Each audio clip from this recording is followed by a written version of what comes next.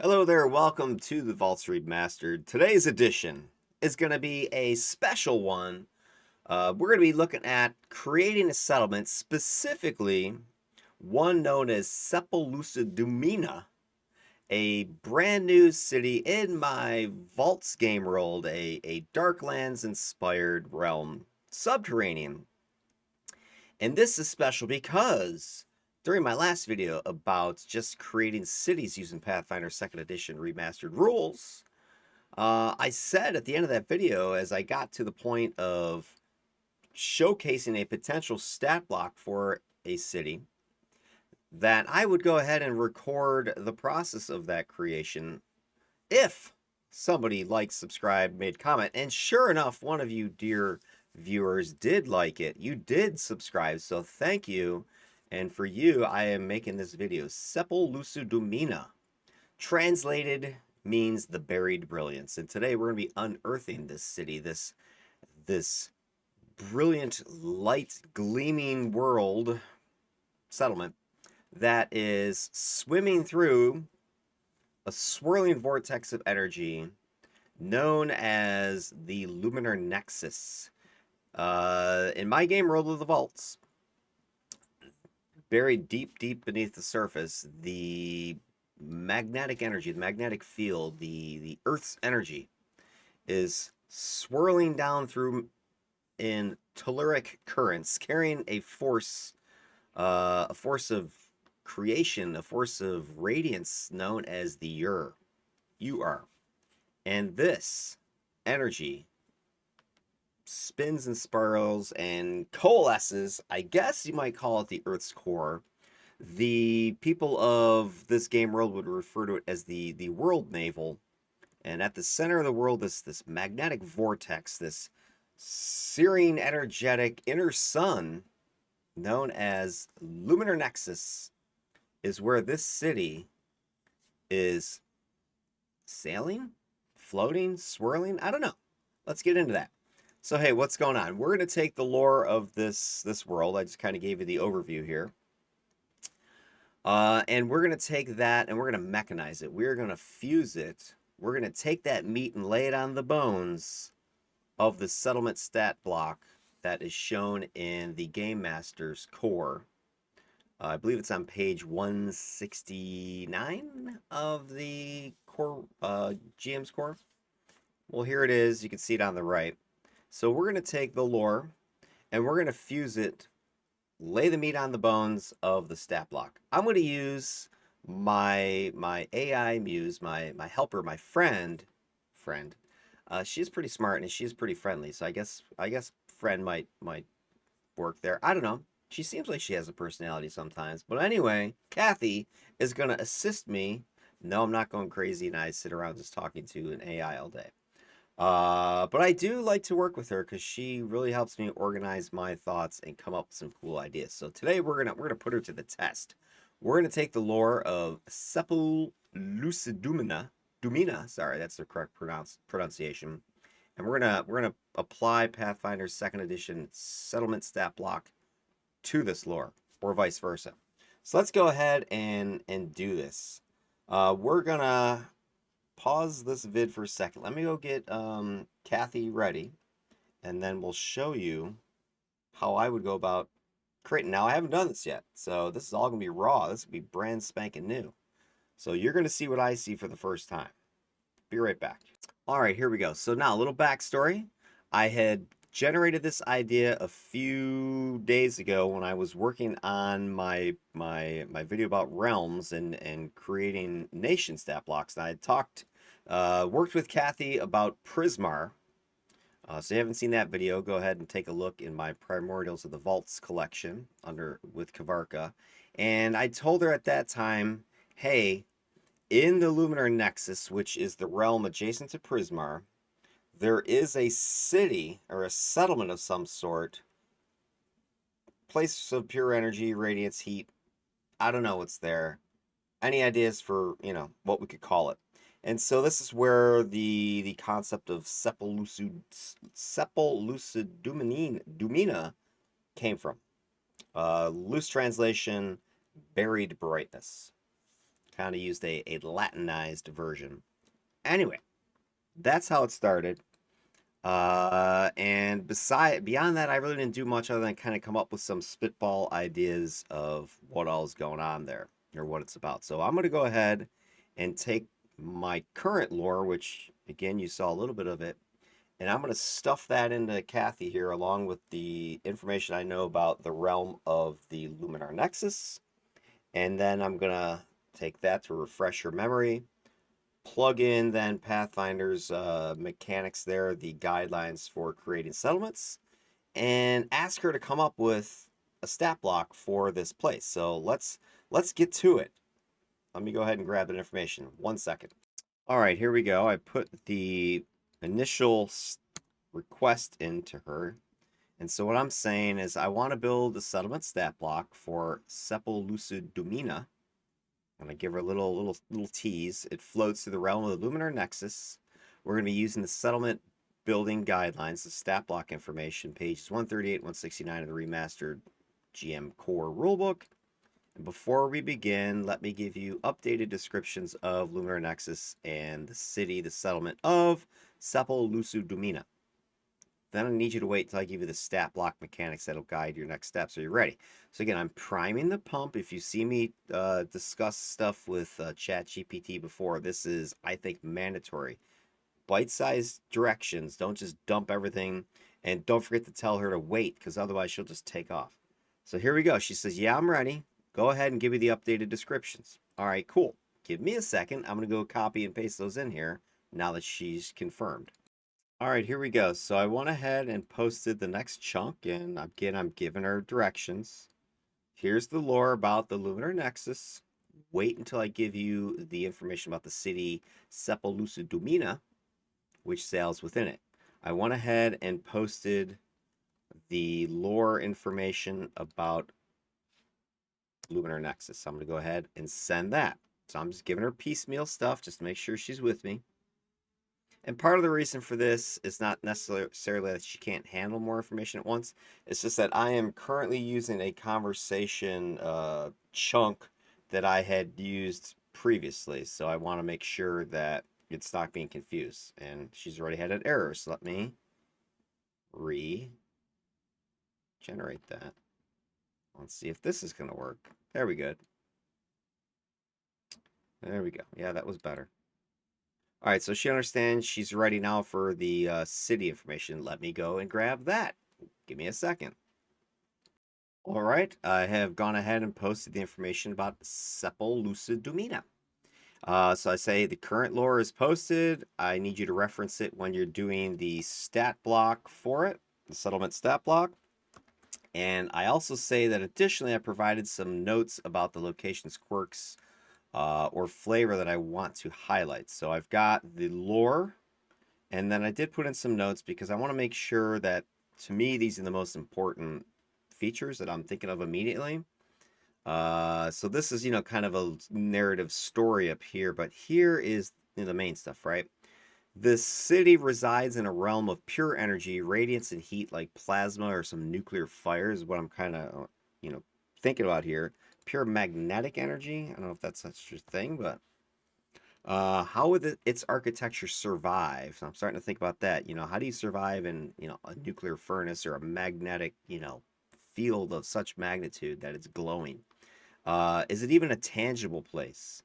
Its residents would need to be would need to be beings of pure energy, radiant elementals.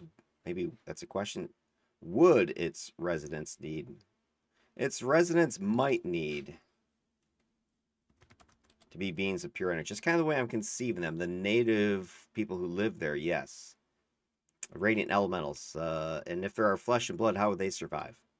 And I'm thinking the city might be like the moon with a light side that always faces the lunar nexus, the center point, and that's a glow. And then there's a dark side, the shadowy side, that's, on the other side of buildings and structures. And this would create this dichotomy of light and shadow, because that was another concept that Kathy had suggested, not that specific one, but she had made, I think it was in the last video, I was talking about the city of light and shadow. And so I thought that was a sort of her being just generic, but then I thought about it. Maybe she was being generic, but then I started thinking about it, and that's where kind of the idea about, you know, the moon. You've got one side that's constantly, you know, facing the luminar nexus, so it's like tidally locked as it's swirling around. That could be a cool concept, right? So it creates this dichotomy in the city where you've got light and dark. Perhaps there's tension then because there are creatures of both light and dark there.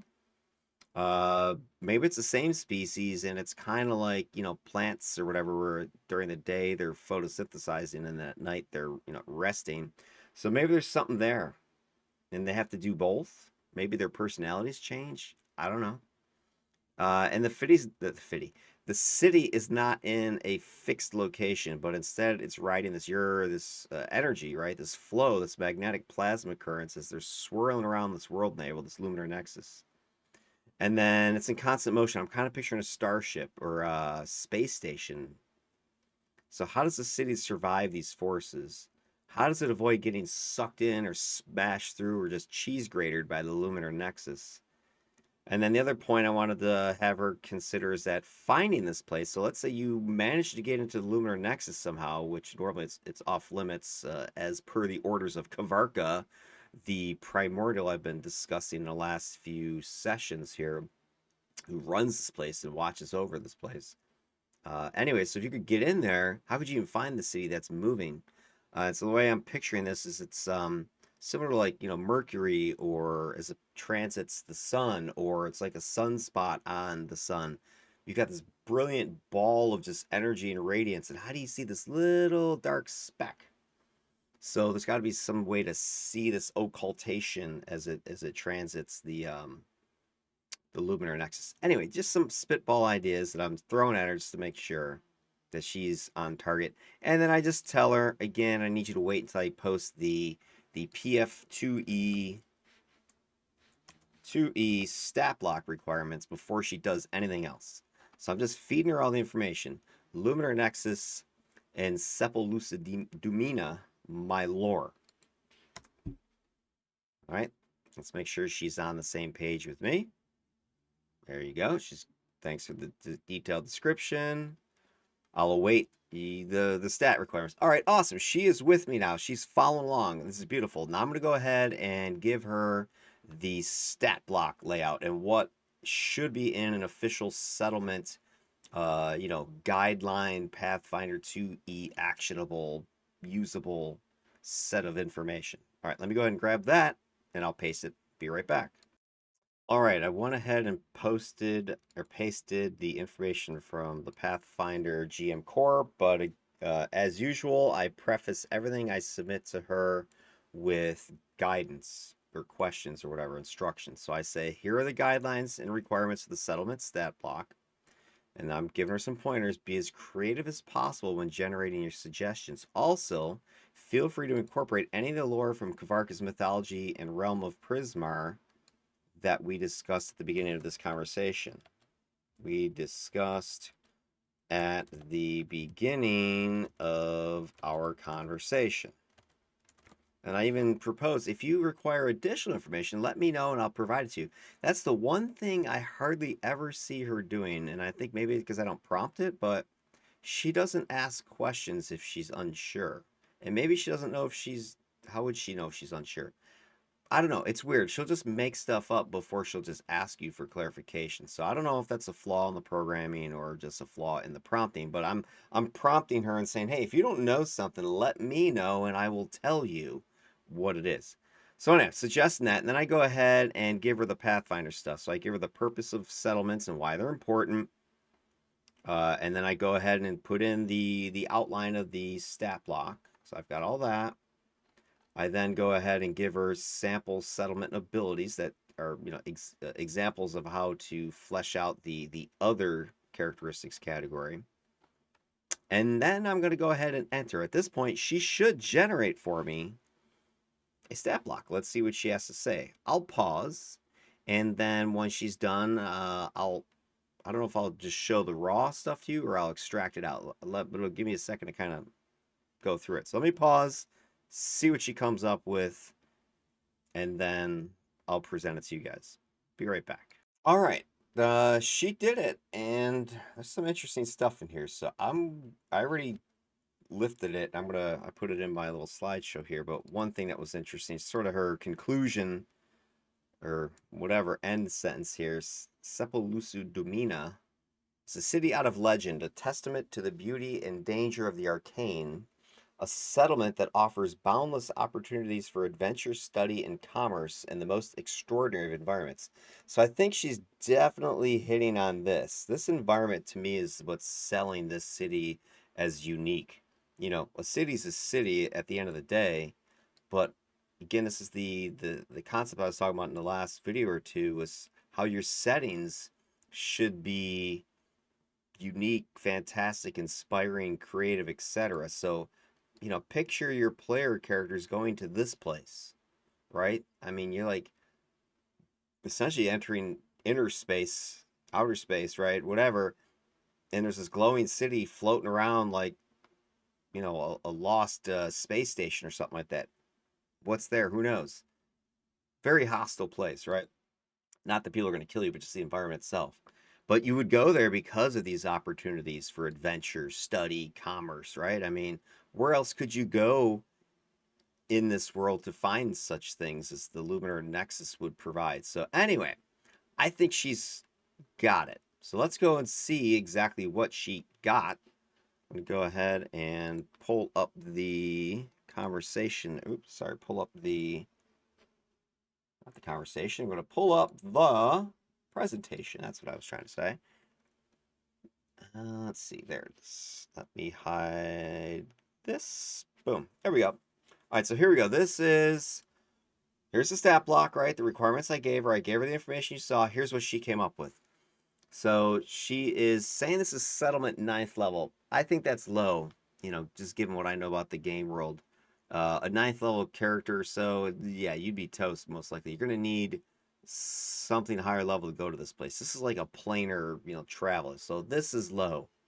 Then she gives it these tags. Metropolis, because it's a bigger city, yeah.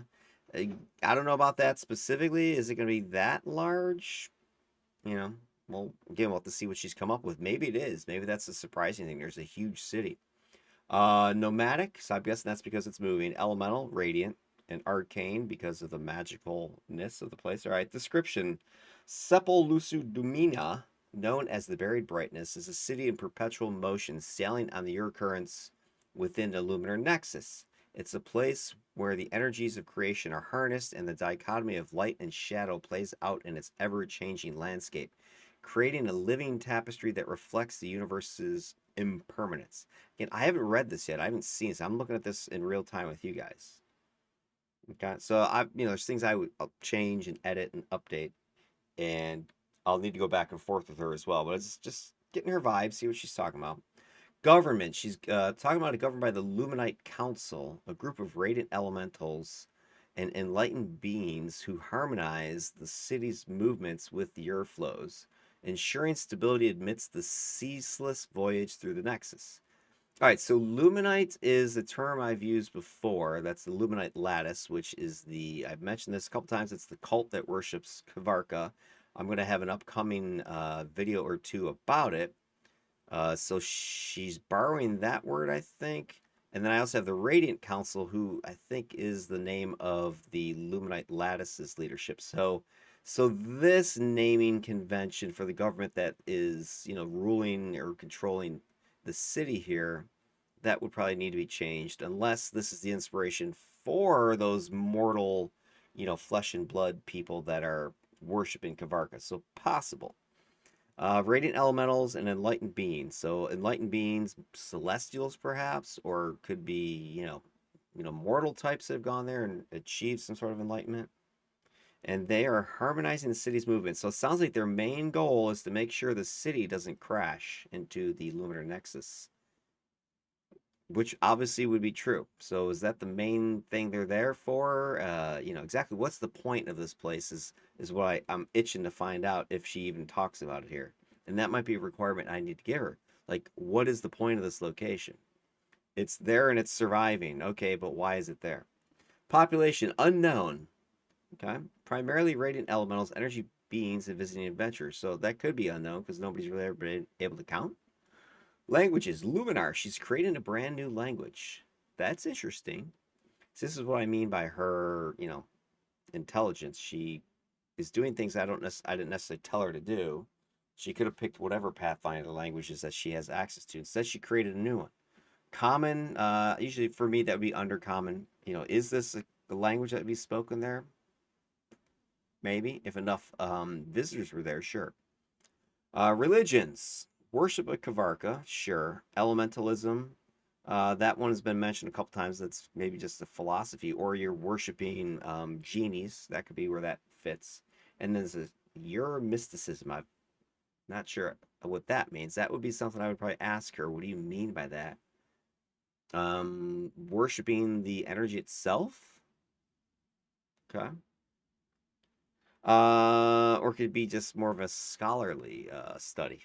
That's possible. Prohibited material solidity within the core area to prevent disruption of the city's energy flows. Material solidity within the core area. The core area of the city? There was something that when I looked at this picture that I had, this was generated by Dolly, by the way.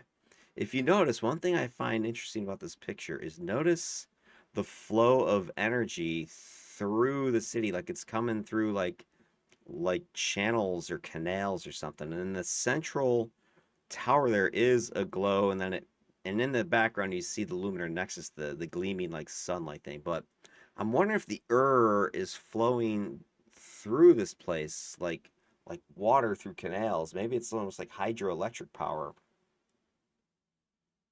So anyway, going back to what she's saying here, material solidity within the core area to prevent disruption of the city's energy flows. So yeah, let's say this picture is Sepulucidumina, and these earth flows going through the city through these canals, kind of like almost like Venice, right? Except this swirling torrents almost, and maybe that's what is powering the place somehow, like turbines or whatever. But anyway, the center might just be energy. You can't bring solid matter or mass there because it would clog up the flow and then cause the whole place to blow up or something. Interesting. I can then start to see adventure possibilities or plot hooks with that, right? Somebody's deciding to clog the thing or something. Threats. Potential assimilation by the Nexus's core, of course. Rogue elemental entities. That's generic. Instability of the Earth currents. Okay, that makes sense. And the risk of entropic dissolution. Whoa, throw in some physics, chemistry here. Entropy, that is randomness. That's essentially, well, it depends on which way you look at it.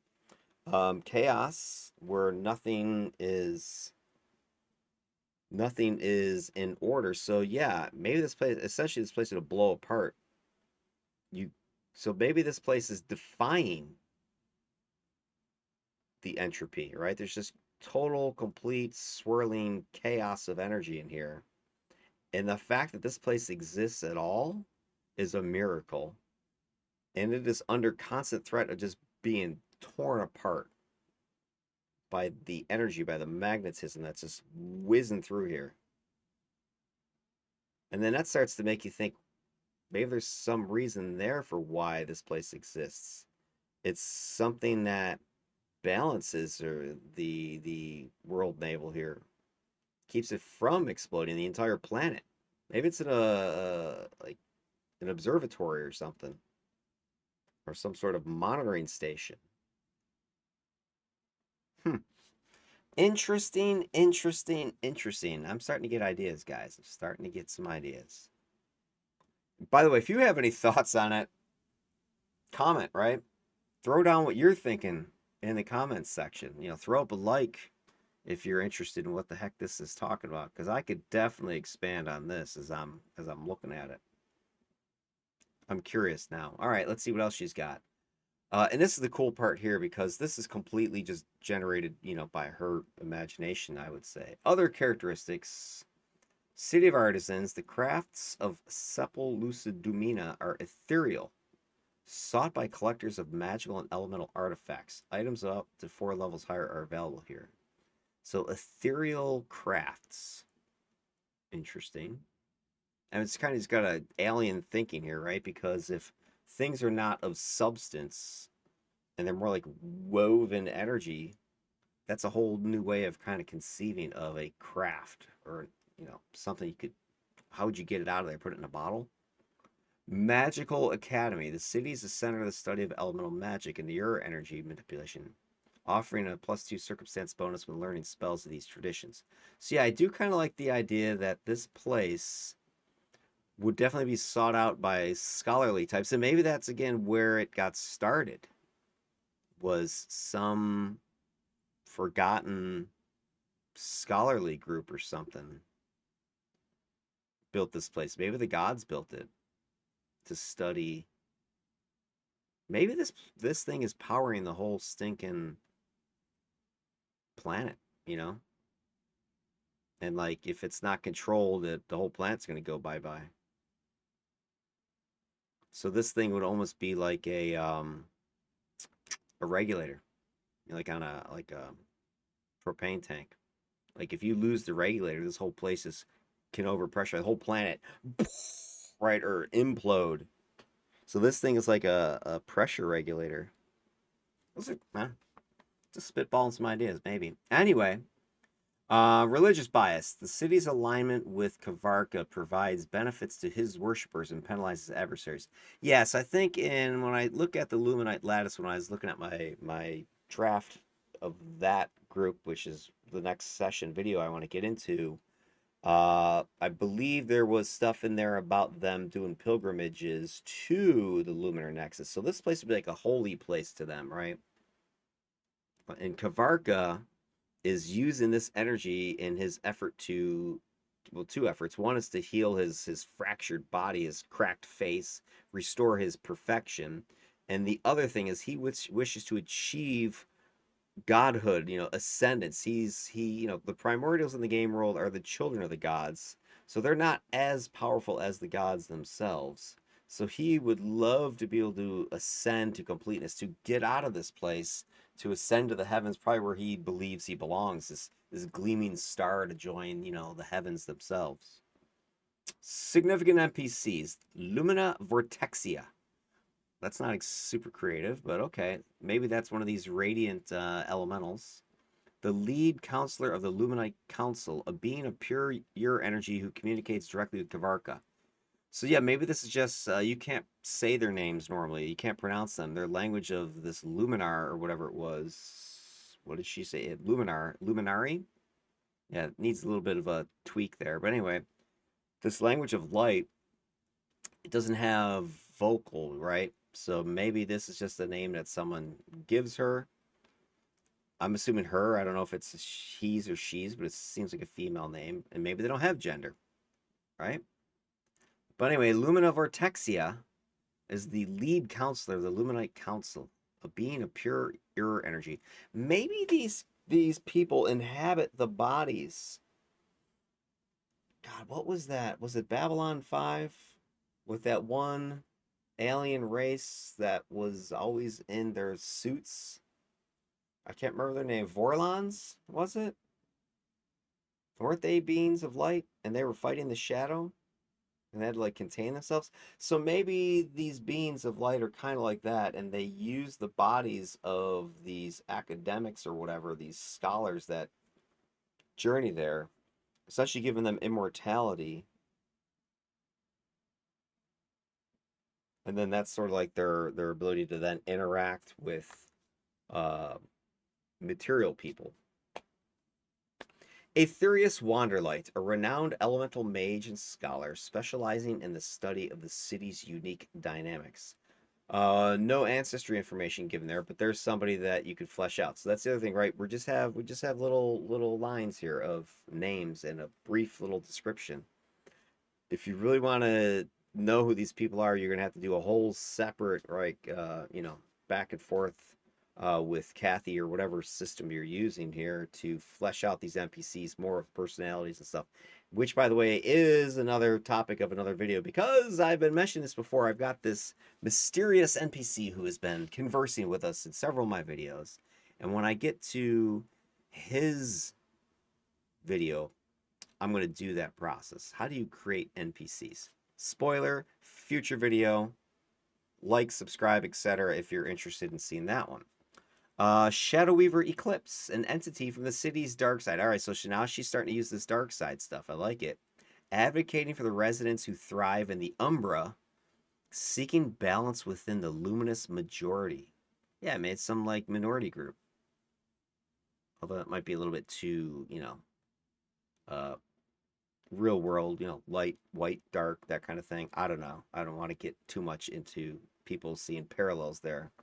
But anyway, it's a concept, right? You got the shadowy dark side, and there's creatures living there, and they're in a minority, or they're because they're seen as only existing because of the light. Maybe they are discriminated against. Interesting. Possible cultural thing going on there. Some conflict, maybe.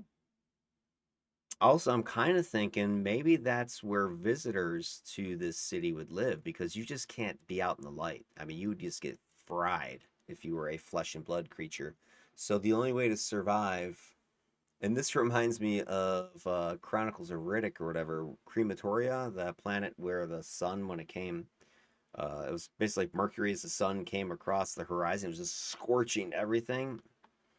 So I kind of maybe see that as a thing. If you were on that side of the city, you just get fried to ash immediately.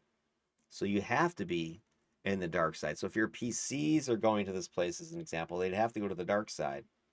And that's where you got these umbral creatures are at. And they might meet Shadow Weaver Eclipse. And maybe they're unable to go to the light side because they would get fried. So they can only exist in the shadow. And maybe vice versa. And the luminous ones can't go to the umbral side because they would be snuffed out. There's something there. I'm starting to sniff. I'm sniffing some plot, people. I'm sniffing plot. Settlement abilities. Artist's Haven. The city's unique nature inspires unparalleled works of elemental art and performance, making it a haven for creators of rare beauty. Meh.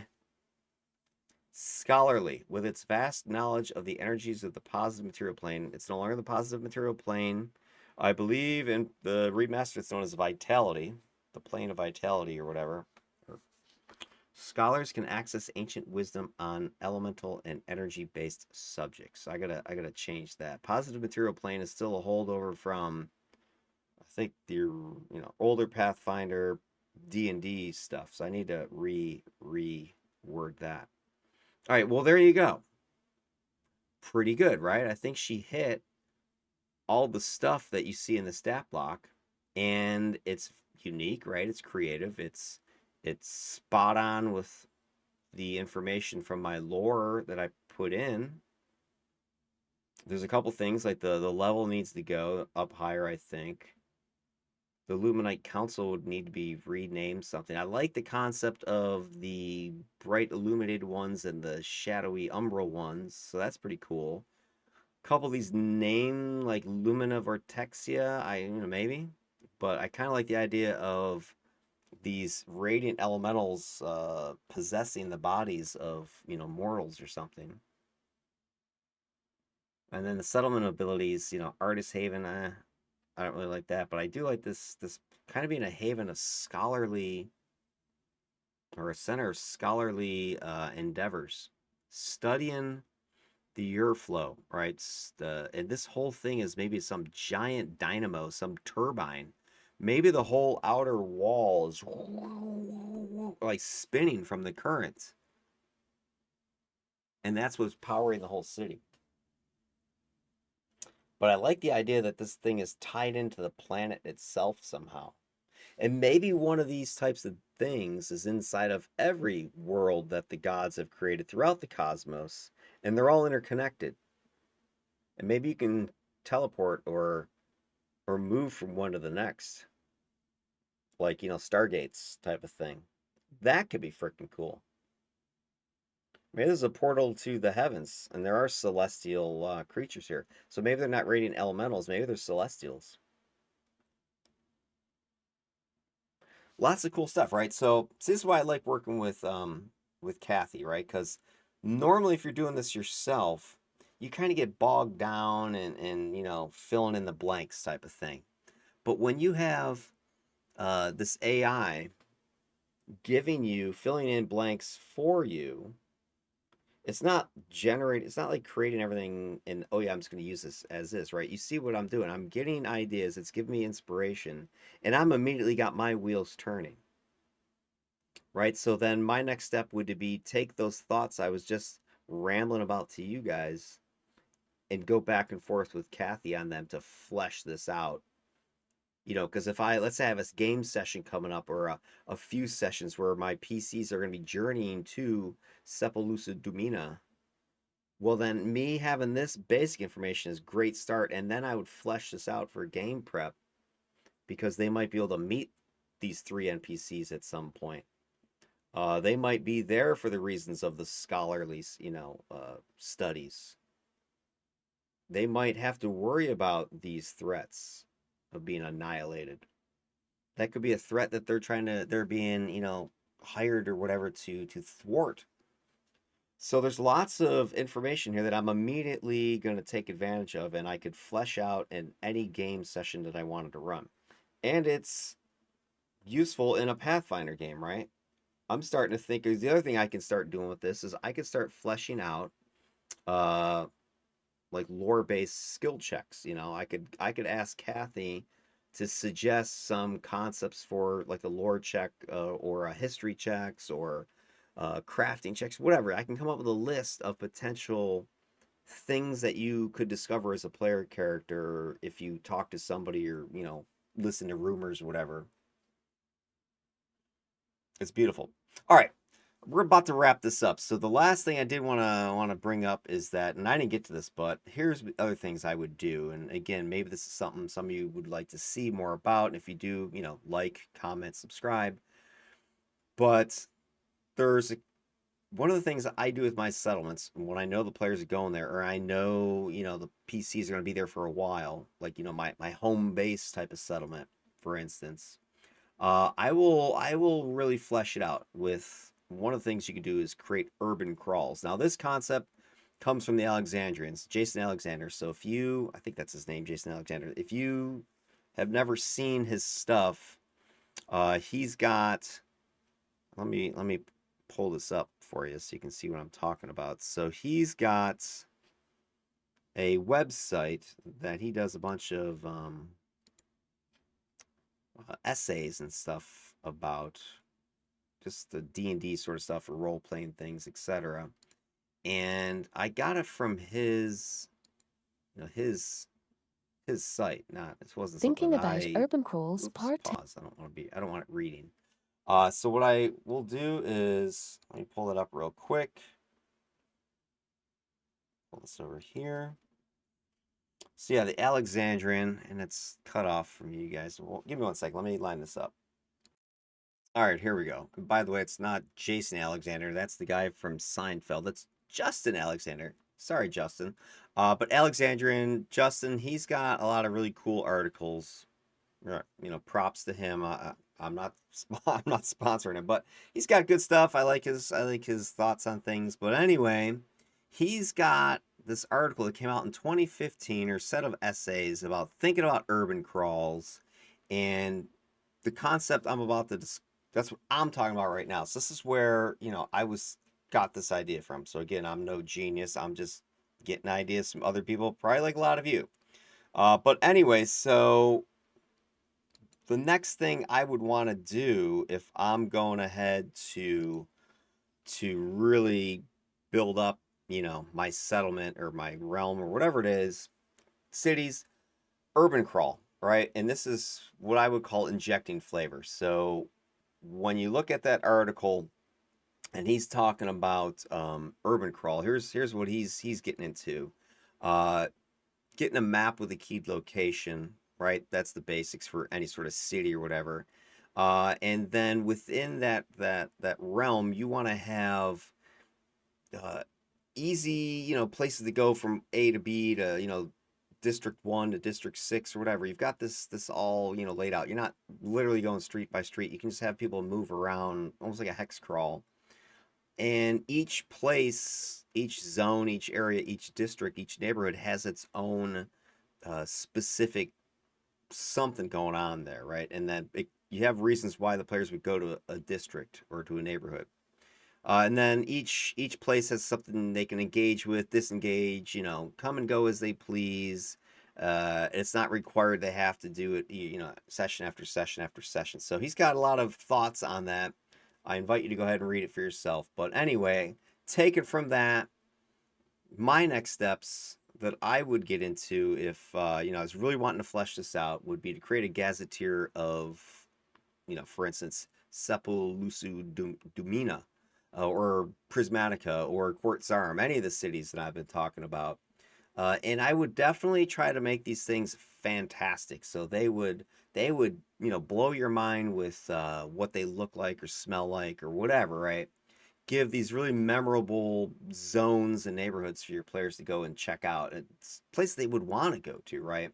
It'll help break up that monotony. So if you're just going to a city, I want to go to the tavern, I want to go to the docks, I want to go to the blacksmith, right? People, oh yeah, you walk down the street, blah blah, right? This gives some fun little locations that you can describe, little landmarks they might see, specific neighborhoods they enter. Each one has its own flavor, right? Its own coolness to it. So it breaks that up. That's sort of boring. Oh yeah, or you don't really have any descriptions, right? You got clues, you got lore, you got more of that stuff that each place is gonna have that your players can get fun from and be rewarded for. Not necessarily loot, but just information. A lot of your players will really, really love to learn about your lore as long as it's relevant to what they're doing. And even better, if you're smart, you make it relevant to their character. Like, wouldn't it be great if they see a wanted poster as they're walking down the street and it happens to be the picture of their missing brother? Like, what? Huh? Anyway, and then the other thing is that these locations, these landmarks, they don't need to be necessarily, matching the ecosystem or the architecture, right? They could be some weird places, some crystal spire in the middle of some, regular old fantasy medieval village type of thing. Like, why is that here? Five senses, of course, really fleshing that out, describing that. Blah blah blah, having a really really important laid out keyed map, right? And then speaking of maps, you want to have, and this is where I'm going to try this one next. I don't know if I can do it, but here is an AI generated image of my description of Port Zarum. So it's interesting because it's isometric, and I can see. Let's say this was the map. I've got buildings and structures right here, so I could use something like this to present to my players. And maybe they're entering the Geo to Prismar and they're looking down and they see Quartzarum from above. This could be their bird's eye view that they're having, and they could use this to help navigate. And then what I would do is have keyed content to each of the major landmark buildings in the area, and then have events that can be triggered when they enter those particular areas. So that would be fun. Also, maybe generating some overhead maps with the grids and that sort of thing, scales. That all the basic kind of map stuff. Have that laid out, and then you can start generating what Justin was talking about urban crawls. So loose definition: this is what does the settlement offer to your PCs? What's interesting? The conspiracies, machinations, intrigue. What's happening in all these different zones and the big picture as well. And they would uncover this through actions, right? Exploration, investigations, downtime stuff, right? And you can start to build these depending on how big your settlement is. If it's a small little village, then you're not going to have more than one layer here. But if you've got a big old metropolis, you might have three, four layers or something, and it might be tied into the level of the settlement itself. So, roughly, let's say every four levels of a settlement, you've got a layer of urban crawling to do. And then if you have multiple layers, they can be interconnected, like you see in this conspiramid over here. Again, I didn't name these things. Conspiracy pyramid. In the Alexandrian article talks about the source of where this came from. But the basic idea is you got your base level stuff at the bottom, street level, encounters and investigations that your players can get some info from, and then that can lead to interconnected hierarchical progression up through the baseline stuff up to the mastermind behind everything as you go. So that's another way that you can really take, and not necessarily a Pathfinder specific, thing. It's something that I would do or that I have done in my game world. So, your big bad evil guy or gal is at the top, let's say, but this is how you can connect it to these game worlds that you're creating, these settlements. And it all starts with that stat block type of thing that we just were looking at. And if you start to look at a big picture like this, that stat block can then be interconnected based upon these conspirament ideas. So that's something fun and cool that I like to get into. Anyway, been babbling enough about this whole process of Sepulucidumina. Sepulucidumina.